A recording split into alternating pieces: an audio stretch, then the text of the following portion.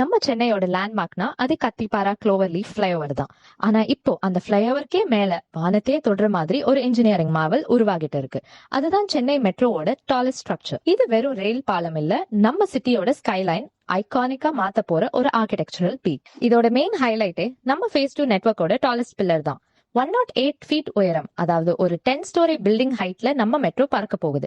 இங்க இருக்கிற 413 metre curve வயடாக்ட் அந்த க்ளோவர் லீஃப் ஃபிளைஓவரை டச் பண்ணாம மேல தாண்டி போகுது. பிளானிங்கா பார்த்தா டிராபிக்க கொஞ்சம் கூட டிஸ்டர்ப் பண்ணாம பேலன்ஸ்ட் கேன்டிலிவர் மெத்தட் யூஸ் பண்ணி ராத்திரி நேரத்துல லேசர் பேஸ்ட் அலைன்மெண்டோட கட்டுவாங்க.